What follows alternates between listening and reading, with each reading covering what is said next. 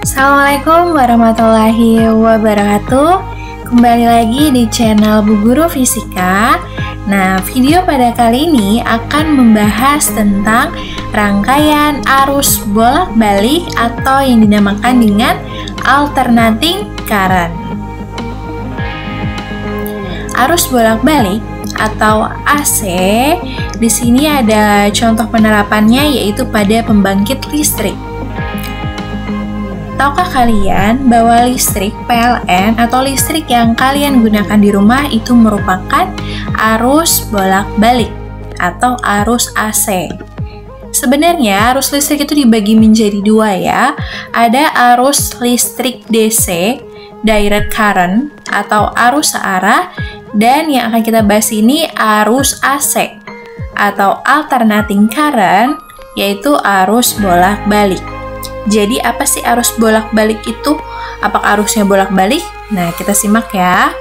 Arus bolak-balik adalah arus dan tegangan listrik yang besarnya berubah terhadap waktu dan mengalir dalam dua arah. Arus bolak-balik biasanya dimanfaatkan untuk peralatan elektronik. Contoh sumber arus AC adalah listrik PLN. Nah, jadi paham ya, di sini garis besarnya bahwa arus bolak-balik ini berarti arus dan tegangan listriknya besarnya berubah-ubah. Arus bolak-balik bentuk gelombangnya yaitu berbentuk gelombang sinusoidal.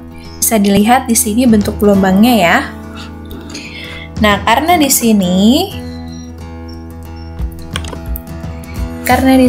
dia arus dan tegangannya berubah terhadap waktu, maka untuk tegangannya ini bisa disimbolkan dengan Vt, artinya tegangannya berubah terhadap waktu, sama dengan Vm sin 2πf dikali T. Lalu kita sederhanakan lagi, 2πf itu adalah omega ya.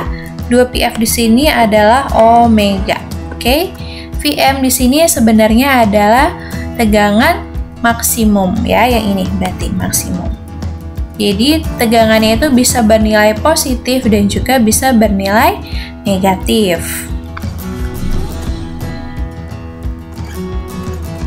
Nah, di sini ada yang namanya nilai efektif.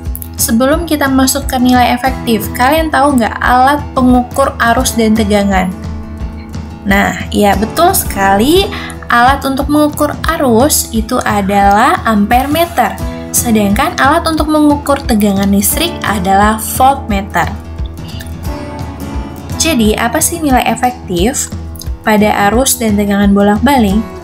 Yaitu adalah nilai yang dianggap setara dengan arus atau tegangan DC yang menghasilkan jumlah energi atau kalor yang sama ketika melalui penghantar. Intinya di sini bahwa nilai yang ada pada voltmeter dan ampermeter itu dinamakan dengan nilai efektif. Sedangkan untuk nilai maksimumnya itu diukur dengan menggunakan osiloskop ya untuk arus listrik AC.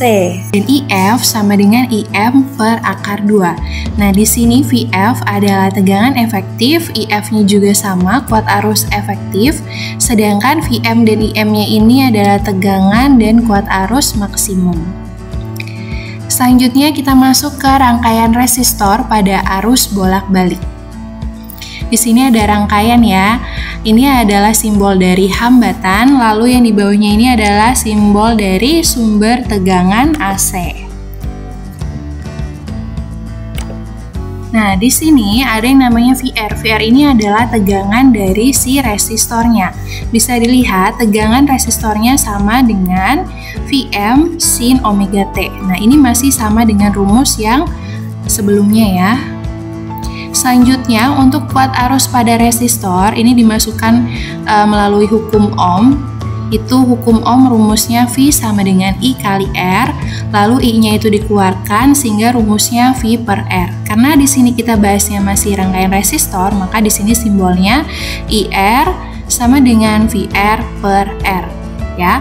Lalu tinggal masukkan di sini tegangan pada resistornya yaitu Vm sin omega T per R, sehingga kita bisa simbolkan Vm per R ini kan adalah si IR-nya ya, atau IM, sin omega T.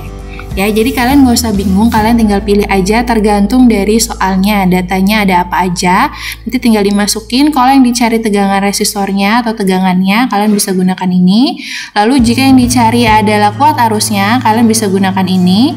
Nah, jika yang diketahuinya adalah waktu, ada waktunya, kalian bisa gunakan ini. Ya, jadi fleksibel, tergantung dari data yang ada pada soalnya. Nah, di sini ada grafik tegangan dan arus resistor terhadap waktu. Ya, bisa dilihat di sini kuat arus dan tegangannya ini sama maksimal ketika dalam keadaan yang sama atau yang disebut dengan sefase. Karena dia sama nih ya. Jika kita tarik garis putus-putus, maka terlihat kuat arus dan tegangan maksimum pada keadaan yang sama. Bisa dilihat ini gambarnya sudah berubah lagi ya. Untuk simbol induktor itu adalah L dan bentuknya seperti per. Lalu di sini ada VL. VL adalah tegangan pada induktor. V di sini adalah sumber tegangan AC. Untuk rumusnya masih sama seperti yang sebelumnya ya, hanya berubah simbolnya aja. VL sama dengan Vm sin omega T. Lalu di sini ada yang namanya XL atau yang disebut dengan reaktansi induktif. Jadi dia sama seperti hambatan. Makanya di sini rumusnya masih tetap sama, yaitu Vm per IM. Vm per IM ya. Ini kan diambil dari rumus hukum Ohm, yaitu V sama dengan I dikali dengan R. Jadi kuat arus dikalikan dengan hambatan. Nanti kan R-nya dikeluarin, jadi rumusnya V per I. Atau sama dengan omega dikali L. Selanjutnya, untuk pembacaan grafik arus dan tegangan pada induktor terhadap waktu, kalian lihat dulu ya. Di sini kan ada variabel Imax-nya, yaitu tegangan maksimum, kuat arus maksimum, lalu ada Vmax-nya, tegangan maksimum. Lalu di sini ada variabel T besar, berarti periode, dan T kecil, yaitu waktu. Periode itu adalah waktu yang diperlukan untuk menempuh satu gelombang. Nah, jadi bisa diperhatikan dari sini ke sini adalah satu gelombang, yaitu satu puncak dan satu lembah. Selanjutnya kita lihat lagi garis putus-putus yang ada di atas ini, yaitu Imax. Berarti saat arus induksinya maksimum, maka tegangan pada induktornya 0. Jadi seperti itu ya cara membacanya. Saat arusnya maksimum, tegangan pada induktornya 0. Lalu kita akan membaca yang tegangan ini saat tegangan pada induktor mencapai nilai maksimum. Dia ini lebih cepat 1/4 periode daripada arus mencapai maksimum. Jadi bisa dilihat ini kan lebih cepat 1/4 periode. Kenapa bisa 1/4 periode? Karena kan satu ini adalah setengah. Maka kalau hanya sampai sini berarti adalah 1/4 periode. Berarti tegangan ini mencapai maksimum itu lebih cepat 1/4 periode dibandingkan dengan saat arus mencapai maksimumnya nih. Oke ya.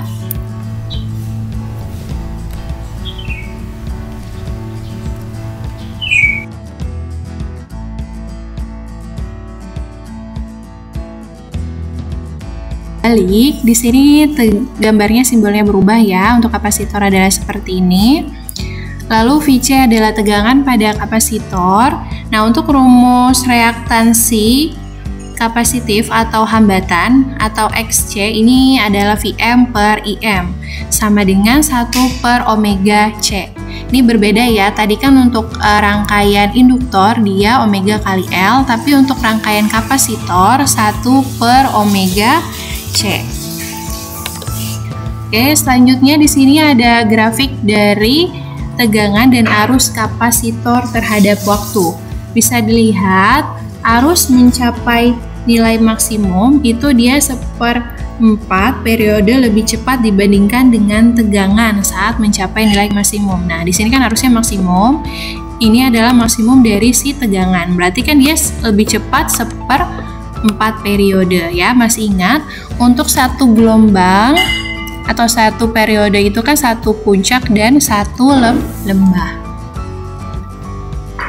Contoh soal, di sini tentukanlah induktansi suatu kumparan yang memiliki reaktansi induktif 471 ohm untuk frekuensi sumber tegangan 300 Hz. Nah, di sini dilihat reaktansi induktif, maka yang diketahui adalah XL dan frekuensi sumber tegangan berarti F yaitu 300 Hz. Nah, di sini udah diketahui ya. Lalu selanjutnya tinggal dimasukkan ke rumusnya. XL itu sama dengan omega kali L. Karena yang ditanya adalah L-nya, maka kita keluarkan nilai L-nya. Rumus L-nya maka menjadi XL per 2pi F. Tinggal masukkan berarti 471 per 2pi dikali 300 sama dengan 0,25 H.